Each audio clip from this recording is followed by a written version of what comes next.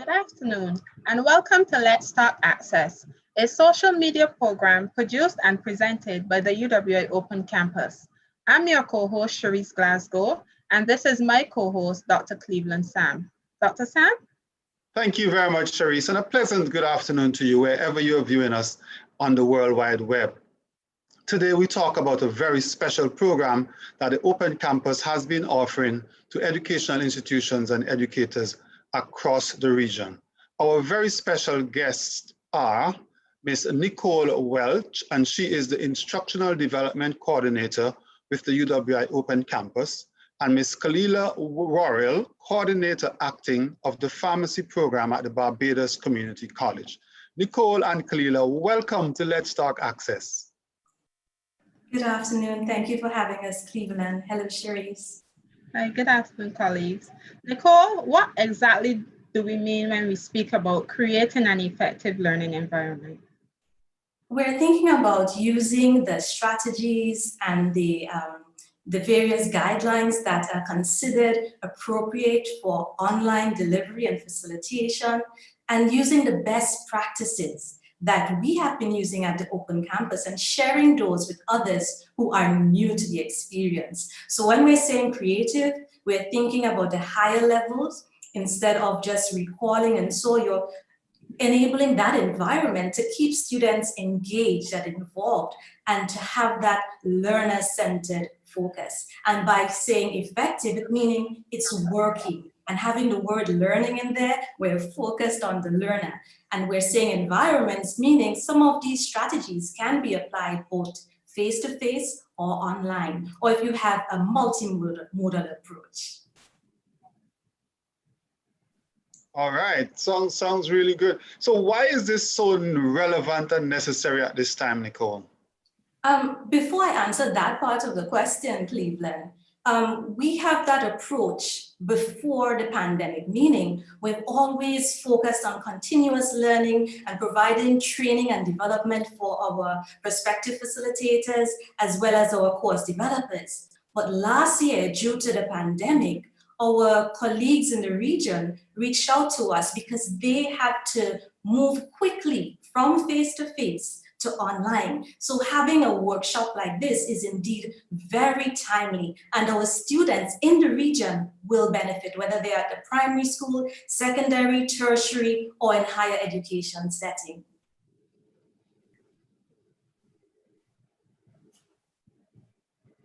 Cleveland? Hi, I think Cherise was muted. Yes, so Nicole, tell us more. How did this program come about? Right, so initially we met with those who reached out to us. I can recall at least 5 different groups on different islands. So representatives from the learning support, from course delivery, from curriculum development, and the professional development team. We would have had live webinars in which we would have talked about the best practices. However, we realized that the requests kept coming in. So we had to find a way to get the message out there and to share the best practices with others. So that's the reason why we decided to have a structured workshop and have a variety of modules that would apply to teachers, and they can hit the ground running with it. Kalila, you participated in these workshops. How did you get involved? Essentially, the way Nicole described it, we, again, due to the pandemic, we had to make a rapid switch from face-to-face to online delivery. And at BCC, where I teach, our learning management system coordinator, I believe he would have reached out to Open Campus asking them for assistance. And once he did that, an email was circulated asking us at BCC if we wanted to get involved. And since this was all very much new to me, I said, of course. And because we always want to, as Nicole mentioned as well, we always want to ensure that the approach we take is beneficial to students. And this seemed like an opportunity worth taking up. Great, that's great.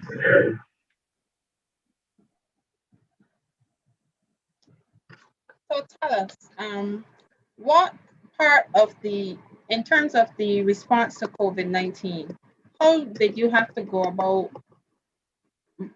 changing up the program, if any changes at all? Okay, so I'll backtrack a bit. As you know, we got our first case, I think, in March 2020.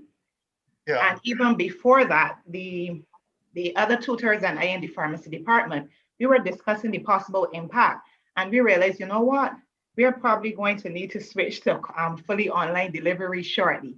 And so said, so done. Fortunately for us, we were already familiar with the Moodle platform. That's the learning management system we use at BCC. And so we essentially increased our use of the Moodle platform and started to investigate use of things like Zoom and Microsoft Teams, Google Meets, etc. So we were using the platform already in terms of Moodle, and then we had to take it up another notch. And this program is very helpful. All right. So Nicole, you operate in the academic program and delivery department at the Open Campus. So is this something that was already packaged, or did the department have to create this from scratch? We actually workshop. Okay, thanks for the question. We actually had to create the package using the resources from some of the engagement sessions we held earlier in the year. So let's say it was around March, April, we would have had certain live sessions. We would have taken information from that and prepared some new videos as well and tailored it to suit the needs of the BCC team. I'll give you an example. For instance, with the technology module, because they mentioned that they wanted information regarding Moodle, then we would have replaced one of the videos and the notes, because it wasn't applicable to that group, and inserted Moodle based on their requests. So this is very customizable then. Yes, indeed. So no two groups get the same package. It depends on where they're heading. It depends on their objectives. It depends on their focus. So we tweak it to suit that group, or sometimes prepare a new additional content based on their needs. All right, Charisse? So Nicole, was this part of the OC's larger response to COVID-19? Yes, you can say that. And I think our team, I mean, no one complained. We would just ask them short notice and everyone was prepared to deliver and to share. But we also needed to focus on in-house, keeping our, getting our adjuncts or prospective facilitators ready to teach our students as well. So we had to balance, ensuring they are prepared and also trying to assist others. And that's one of the main reasons we started the workshop and having it with that self-paced focus. Okay. So all right, give us now some details about the program in terms of entry requirements, structure, things like that. Okay. Now, there are no prerequisites to enter this workshop.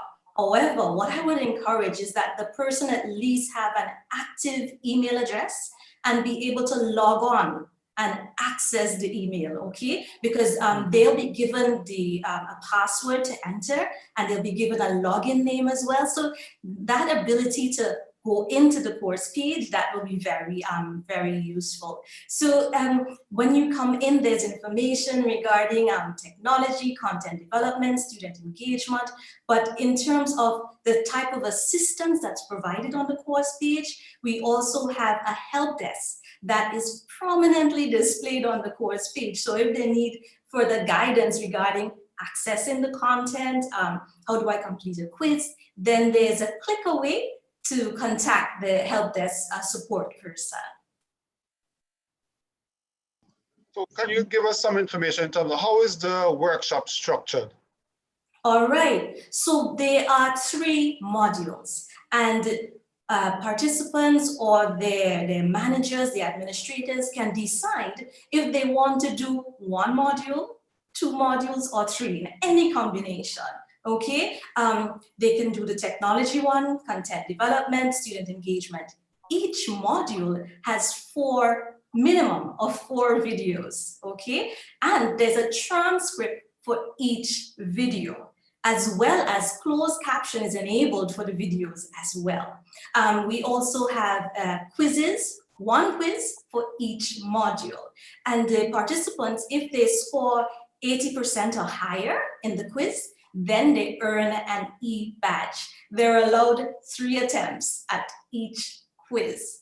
Another thing is that if they get 3 e-badges, then they get a stackable e-badge as well. So that would be a total of 4 badges. And on completion of the workshop, they would receive a certificate from the director of APAD. All right, so there it is in terms of there is a minimum of 3 objectives per module as well. There's the minimum of 4 videos, there is the quiz, and there's also an opportunity for interaction with other participants in the course. So there's a lessons learned forum. You can consider it a formative activity, it's ungraded, and it's voluntary. So that's it in terms of the basic outline of the course and the basic feel. Lots of badges to be gained. Yes, and they can place the badges on their social platforms. For instance, LinkedIn profile and stuff. Yes. So Kalila, do you have your badges on your LinkedIn page? I think I actually wasn't able to redeem my badges, so that's probably something I need to discuss with Nicole and company.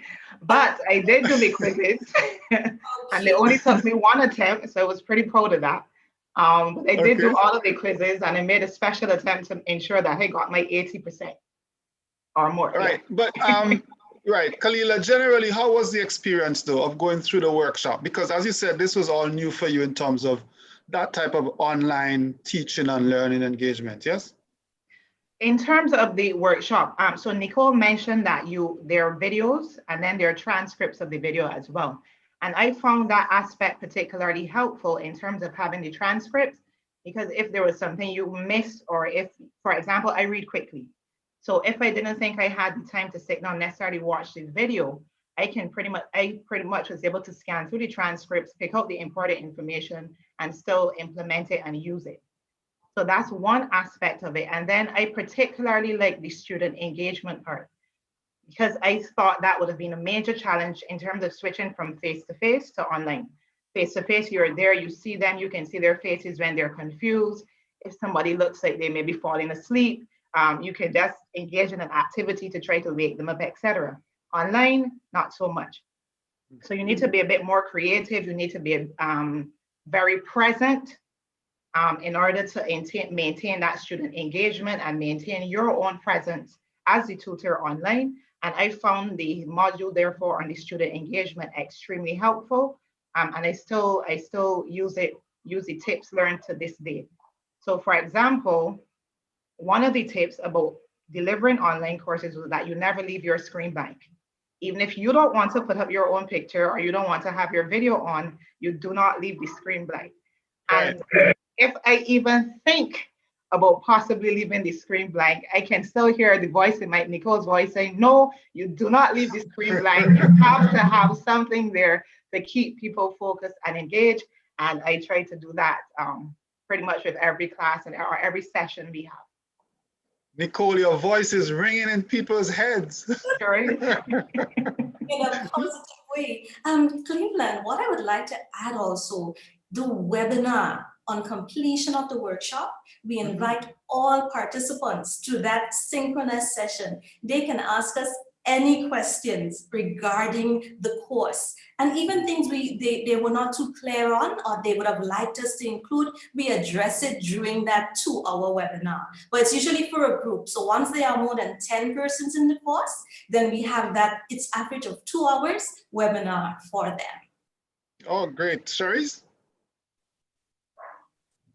So Nicole, how long is the workshop for and how many cohorts have you had so far? Okay, the workshop can be completed in 3 weeks to 4 weeks. It could be done faster, but in terms of the lead up to the webinar, an average of 4 weeks. We leave the material available. They can access it for up to 5 or 6 months, okay? So in terms of the duration, that's how it runs. I'm not sure, you had asked another part of the question. Can you repeat it? How many cohorts have you had so far? Right. So in this particular one, we've had 2 cohorts, and one of the cohorts had 2 different groups. Now, although they were in a shared space, they were not seeing what each other had access to. So one group had access to modules 1 and 3, and another group had access to the 3 modules. Another interesting benefit of online education, because you can do so much in terms of manipulating the technology, whereas if you have a classroom, it's one classroom. So we have that flexible approach, and it is exactly inclusive too. Everyone can learn from it. Right. So I want to go back to Kalila, because I really want to hear about your experience. You seem to have had such a really awesome experience with this program. And I want to know, in terms of what you have taken back to the Barbados Community College from this program, tell us a bit about what you have taken back to BCC and how you see this play out with your students. Okay, thanks for the question. In terms of the technology aspect, so part of the technology module, like I mentioned before, it discussed the use of Microsoft Teams, Google Meet, and Zoom. So as we continue to transition, so last semester we did a blended approach. So some classes were online, some were face-to-face. And then this most recent semester, from January to May, we've been using strictly online. And in terms of the technology, after the workshop, I was able to share with some of my colleagues the way to use Google Meet, the way to use Microsoft Teams. Most people were pretty okay with Zoom for the most part. As you know, Zoom had an explosion in use immediately after the pandemic hit. Yeah. Manipulating Teams, because Teams is our preferred platform at BCC. So in terms of manipulating Teams and Google Meets, I was able to help out other tutors with that.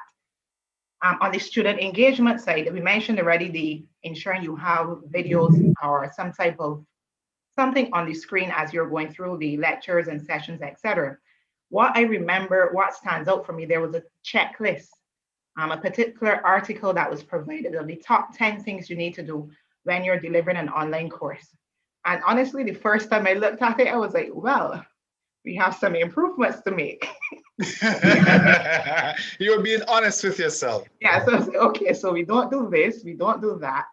And so you go through the list and you say, okay, maybe this can work in my setting, and you try that. So again, we use Moodle, and Moodle has the function where you can have announcement boards.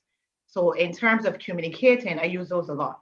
And it's easy because everybody who is in the course is enrolled and receive the notification on those announcement boards.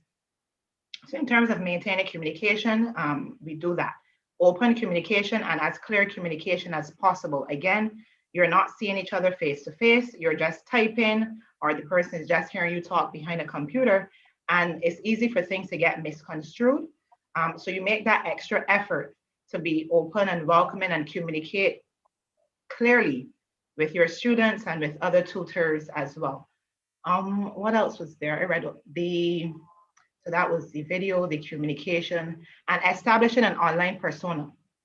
So you want to give your students some idea of who you are as a tutor and encourage them to communicate with you as well, not just you talking at them. And so that has been, I've made a special effort to do that as well, and to be accessible. So this one is not directly tied to Open Campus, but the idea came partly from there. You need to be accessible. It's not, again, you're not face-to-face. They can't just come and knock on your office door and say, well, ma'am, I'd like to speak with you about X, Y, Z. And everything they don't want to discuss during class sessions. So what I have done is I have set up a situation where we have office hours. They can go, they set up their times, we make an appointment, and we use that as well. All right, so in terms of ensuring the communication aspect of it is intact, I think that is what really, really stuck out for me. And I evidently applied it going forward as well. Okay. Cleveland, is it okay if I add to what Kalila shared? Sure. I'm so happy that she mentioned the resources. So yes, there's a separate resource tab linked to the course main page. There are about 10 additional bits of links to websites. And Each module also has resources that are specific to the content covered in the module. And our courses in general, we usually have information regarding office hours. The module 3 that Kalila mentioned has information regarding providing feedback.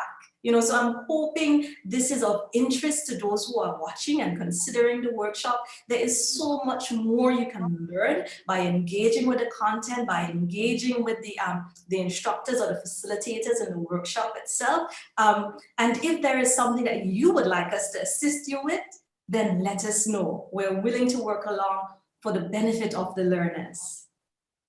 All right, Cherise? So Nicole, how do you think that Ministry of Educations or institutions can really capitalize on this program and benefit from it? They can benefit from it because we bring that Caribbean experience. So there is so much information out there regarding online teaching and learning strategies, but it may apply to larger classrooms that do not have that kind of island experience, that do not have exposure to hurricanes, that do not realize that perhaps some students may not have internet access. So we're able to make the experience authentic. We can show and model, what we would like other teachers to follow. We can let them know that this is working. An interesting point as well is that some of the participants in the workshop are also existing students of the Open Campus. So they know that the strategies and so that we're using, that it works. There are some names that I wouldn't mention, but there are one or two that we help pro bono. So it cannot be counted as a cohort or a group, but you are able to give them assistance so that our students, our children in the region could benefit. And of course, there is some cost to the workshop. Any idea what's the cost? Yes, it's $60 US per module. But if it's a group of 10 or more and they're doing all 3 modules, it would work out to $50 US per module. So it works out better if you come in as a group. And it's very reasonable in terms of— It's very, very reasonable. I don't want to use the word cheap, but it sounds really, really, really reasonable. I see Kalila is laughing. I'm sure she agrees with me. I wanna zoom in, Nicole and Kalila, on some terms that I saw being used in relation to this program. And I want you to break them down for us. The first one I'm going to mention, and then Cherise would come up with mention the others. The first one is that you said that the program, the workshop, is self-paced. It's a self-paced workshop. What does that mean for our viewers? Okay, self-paced in terms of they would go at a rate that is suited to them.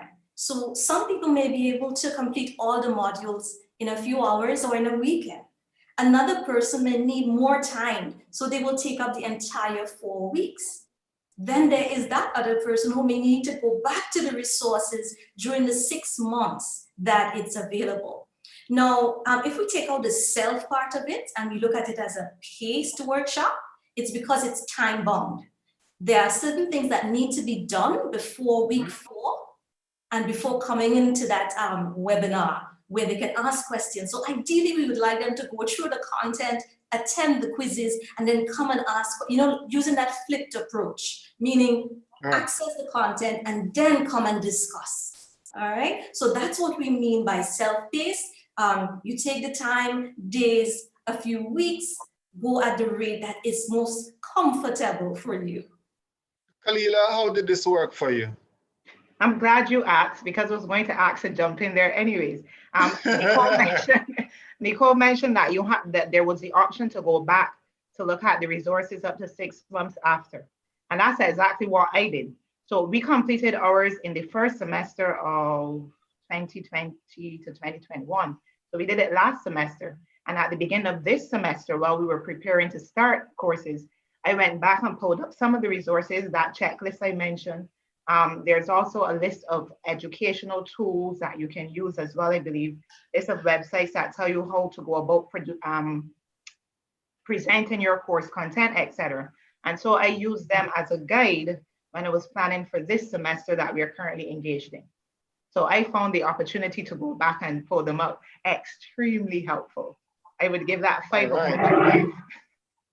5. Great. Well, Nicole, you can explain the term blended in terms of the workshop to our audience. Right. So at the Open Campus, our focus mainly is online, right?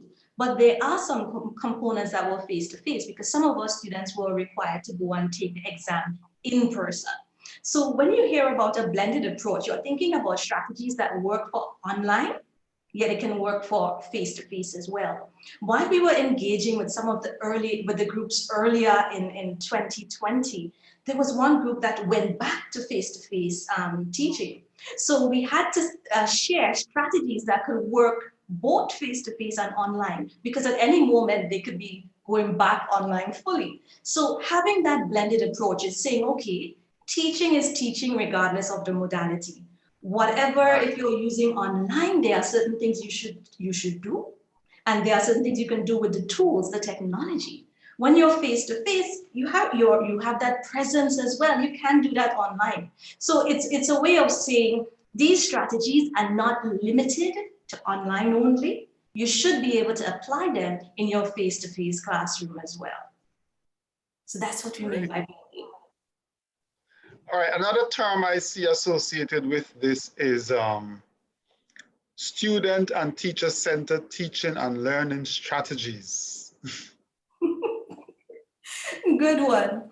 When you hear teacher-centered, picture the sage on the stage. You know, with young learners, the teacher is the expert. So that is the teacher-centered approach, meaning the teacher is the one that instructs, that directs. But when you focus on the learner-centered approach, it's focusing on the unique needs of the learner, okay? Think of the teacher-centered approach as being the traditional instructive approach, right? More passive, okay? But when you think about the learner-centered, you're thinking of actively involving the students in their learning process, getting them empowered as well, having the options to choose, I prefer to read to learn, or I prefer to watch to learn, or I prefer to discuss to learn. And when they join the workshop, there's some information there that says, I'm hoping they join the workshop to get the details, but I'll give a little hint that says, there's a way to merge the two. There's a place, meaning you don't have to have only a student-centered approach. You don't disregard the traditional teacher-centered approach. There's a way for them to have overlap. And that information is in module 3 of the workshop.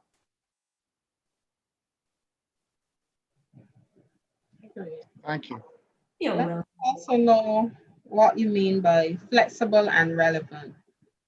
Okay, so flexible is actually something I mentioned a while ago, meaning they can choose which approach they prefer, which modality. So as Kalila mentioned a while ago, she preferred using the transcript, you know, because she prefers to read. So it's flexible in terms of which content you can pull from. It's also flexible in terms of when you choose to access it as well. All right, so in addition to flexibility, you mentioned another one. Relevant. Relevant, yes, meaning it's authentic. It can be applied right away. We ensure that the content we're sharing, I'll give you an example. In the technology module, within a few days of that video being uploaded, there was a change in terms of the placement of one of the features in one of the technology tools. And one of our LS, our learning support specialist, he was able to point out there's a change, and we were able to insert that information in the video. So the currency of the information, it's very up to date. We do not think because it worked in the first cohort, just leave it as is. No, we fix it up. And even while the workshop is in progress, if there's something that is new, that is innovative and is relevant to the process, then we include it. So that's what we mean by that. Kalila, can you tell us feeding off of what Nicole just said, can you tell us for a situation where you may have had to apply this as is when you were in your workplace as it was ongoing? Sure. So in terms of mentioning being able to pay attention to changes and to remain relevant, the Microsoft Teams, when I participated in the workshop, they didn't have the option for breakout rooms, but they do now. And I noticed that earlier this semester, and so I used it. There was a particular class session. I realized that there were some concepts that person seemed to have been a little sketchy on. And this goes back to the same learning, student-centered learning that Nicole referenced. So I placed them into small groups, placed them into their own breakout rooms, and let them work on the different concepts. Then we came back together as a single group and we discussed it. And since it's, as far as I can tell, it seemed that the persons who were a bit shaky were a bit more comfortable with the concepts then. Great stuff. Just want to remind our audience on the social media platforms to send your questions and comments for the panel. We are on YouTube, we are on Facebook, and we are on Twitter. All right, thank you very much for that, Cherise. And just in terms of some other terms, both Nicole and Kalila, we have the workshop resources and activities are inclusive and diverse. These are two terms that are very, very prominent in recent times in education circles. Diverse and inclusive. Okay, so I'll go with diverse first.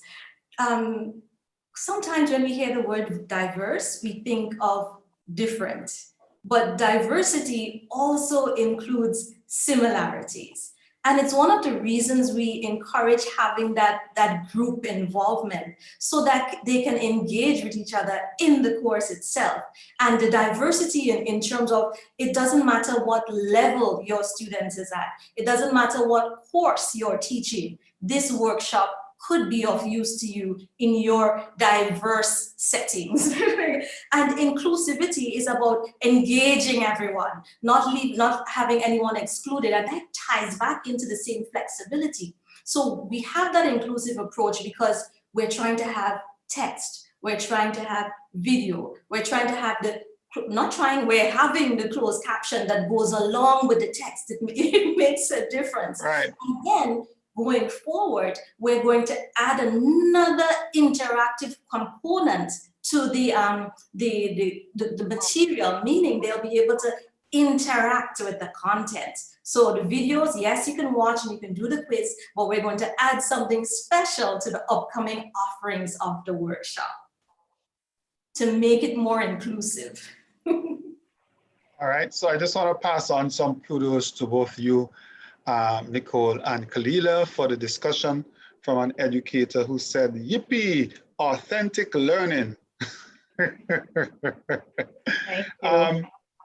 I want to go back to Kalila with this one from my WhatsApp when we were speaking earlier about the flexibility of using the online as opposed to the staticness of the face-to-face. But this particular educator is challenging that because she's contending that individualized educational plans can also work within a face-to-face classroom. Kalila, you have been teaching for a while or lecturing for a while, I assume. How challenging is it to do individualized educational plans in a face-to-face classroom? And sorry, and Nicole, you could speak to us about how easy it is to do it in the online environment when Kalila is finished. Okay, so I need to give a bit of a disclaimer. I have actually been teaching probably for a shorter period of time than most persons represented here. But based on the context, I am thinking that the question is asking in terms of how do you target different persons and different learning styles and learning approaches within the classroom. Okay, feedback helps. So what I do for in terms of, and this, it doesn't matter whether online or face-to-face, you try different activities and you see what works, you get the feedback from the student, and if they say, okay, well, this works for me, then we try to incorporate some aspect of that. In terms of the classroom, I have class sizes, 25 persons, give or take, that's about the average. So to get very, very, very individualized and specific with that number of persons, and then you have several other courses as well, starts to get a bit challenging. But what I would do is I try to take feedback from various students, get the information from them, what works, what doesn't work. We do it at the end of activities. We do it in terms of for their assessments, the assessments that are graded, the ones that are not. And we essentially tailor the course based on the feedback I get from them, because everything doesn't work for everybody. And so you may have a second year group, for example, that likes to do, let me use an example. There's something called Kahoot. I'm not sure if everybody's familiar with it, but Kahoot is a way, a gameplay you learn. Quizzes and stuff. Yes, quizzes and stuff, yes. So I found that regardless of age group, everybody's into Kahoot. Everybody's into Kahoot. Persons who say very little in class, all of a sudden Kahoot comes up and they're ready to go. They're trying to get to the top step of the podium. So that's something I found that gets, in terms of engagement and targeting everybody, that usually works well. And a lot of times persons ask me then to make it available for them to repeat at their leisure, and I usually do. So that's one thing. But then other persons may like to write their own questions. And if they do, I say to them, okay, if you want to write your questions and do answers and send them to me, and I give you feedback so you know which direction you're going in, that is fine. The option is also open to the entire class, but some persons take it up, some don't. So you give persons options, you give them feedback, and then you tweak the delivery based on the feedback you get from the persons in that particular class. And again, it may differ from year to year, but you would expect that because it's a different group of persons. Yeah. I wanted to piggyback on the diversity aspect of it when you asked Nicole earlier in terms of the resources. To me, so from Nicole was speaking from the perspective of the persons administering the course, but for me, the person doing the course, what I liked about it in terms of the diversity, there were a lot of different resources that could have been in that you as the student in the course then would have been able to engage with. And then you think, okay, I think this can be applied to my subject area, so let's try this. Maybe that, not so much, so we leave it there for now, maybe revisit it at a later date. So I like the fact that they provided a lot of options that you could pick and choose from in terms of the resources to use and apply to your particular teaching setting. Great. All right. Nicole? Yes, in terms of the individualized approach in an online context, it is possible. It depends on the size of the class. You can make it as engaging as you choose. So if you have a class of under, let's say, 25 or even under 34, you'll be able to, when you're giving the feedback, you put refer to the student by name or the participant by name. So it's possible to even at the setup stage, when you're designing the course, you design it with a multimodal approach. So you're catering for all learners. All right, so you'd have something that caters for those who like to read, those who like to listen, and those who like to watch videos. And by having that multimodal approach, you allow them to choose whichever one is applicable or appeals to them. But what you have to ensure is that the learning outcomes or the learning objective is the same. Meaning, whatever they're learning from the video, someone who chooses to read alone should be able to get the same kind of message. Same thing, right. I actually think, and I'm a little biased, that the online environment makes it easier to have the individual. I would think so too. I would think so too. So we need to go back to the workshop itself now. I know Kalila is a lecturer at Barbados Community College, Nicole, but who are the people really targeted for this workshop?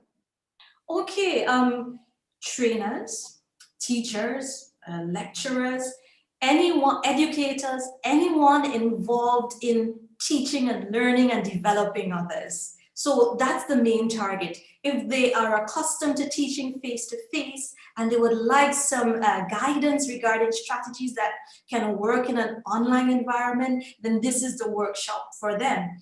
If they are used to working online, but they're not familiar with all the tools, let's say they're familiar with Zoom, but want to learn a little more about Blackboard Collaborate, then this is the workshop for them. So yes, if you're transitioning from face-to-face to online, the workshop, And if you would like to learn a bit more about other areas, then this workshop is for that person or group as well. Cleveland, I should also point out, the emphasis is on groups because, you know, within the Open Campus, we have a program approach.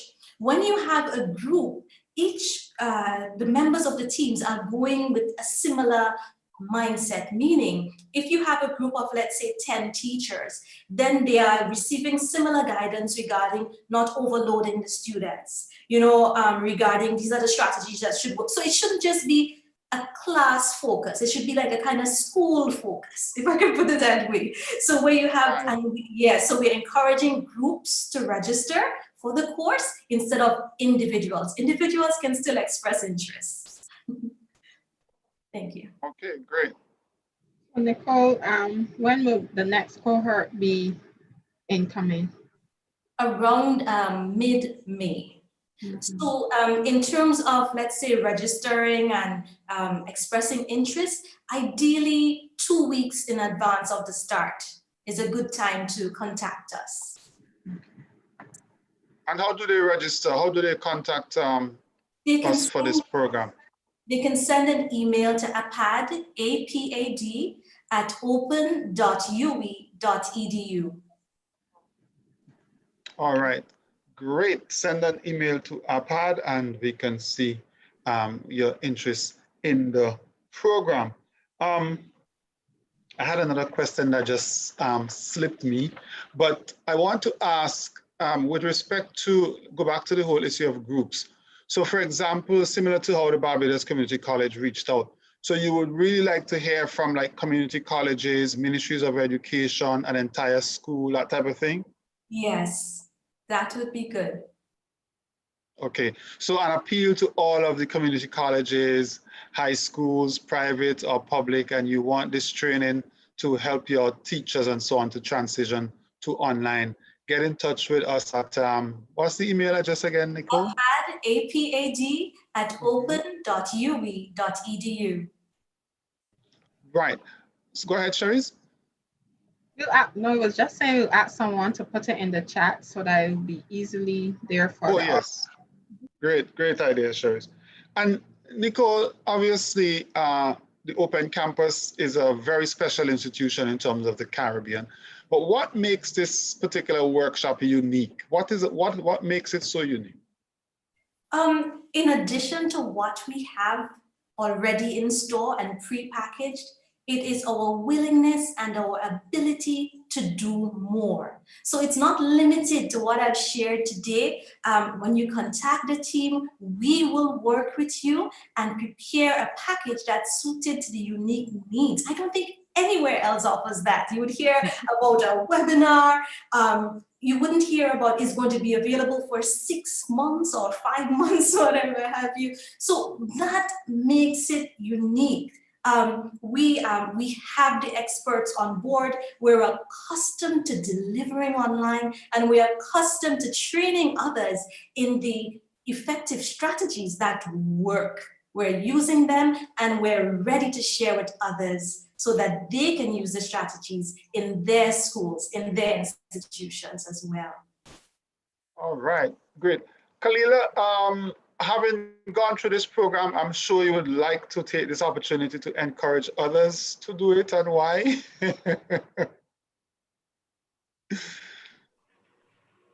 Thank you for that prompt. Having gone through the program, I would definitely encourage other persons to do it, especially persons who might not have had a lot of experience with the online aspect and online approach to teaching. It is the way it is presented, it is easy to understand. So it is not complicated, but it is very useful. And again, I said I gave it 5 out of 5, but the fact that we have lots of resources, you can reach out to the administrators for clarity. I would say, yes, go ahead, do it. You can only benefit from the experience, and it can only enhance your teaching. All right, thank you very much. Oh, and one more thing. Go ahead. It was also in terms of the time was reasonable, I think. In terms of the time it took to complete it, and the amount of content there was, I think that was a reasonable amount of content as well. Bearing in mind, especially if it's a situation where the course is geared towards persons who are actively teaching and still engaged in the course, I think the amount of content was very reasonable while still being able to match the stated objectives. Oh, great. Thank you very much for that endorsement, Kalila. You're welcome. So Nicole, tell us where persons who are interested in this program, where they can get more information. They can use the same address that I shared a while ago, and we can share a link. After they've contacted us, we would share a link to the promotional video, and we can share information, we got more details regarding the what the modules involve. So Nicole, Kalila, thank you so much for taking the time to join us this week. Today, to let us know more about this workshop and to inform our wider community. All right, before I say my goodbye, I would really like to encourage our viewers to mark the date of May 8th. May 8th, there's a special event coming up on May 8th. As you know, the following day is Mother's Day. But here at the Open Campus, we are putting on a special event for all mothers, whether you're a student, mother, whether you're just a parent, whether you're a lecturer mother, whether you're a student mother, all mothers. And there you go, One for Moms, a virtual concert on the 8th of May, Saturday, 8 p.m. Eastern Caribbean, 7 p.m. in Jamaica, 6 p.m. in Belize. Join us right here on our Facebook platform, our YouTube channel, as well as on Twitter for One for Moms, the Open Campus virtual concert in recognition of all mothers. Thank you very much, David. So as Cherie said, I want to thank you very much, our guests today, as well as to our audience on social media. And of course, we cannot do this without our technical team, David Foster, Patrick Johnson, Marcia Reed, and Louis Boxell in the background, taking care of all your comments and queries. On behalf of Cherise Glasgow, my co-host, my name is Cleveland Sam. Thank you for watching. Until next time, goodbye for now. Bye. Bye.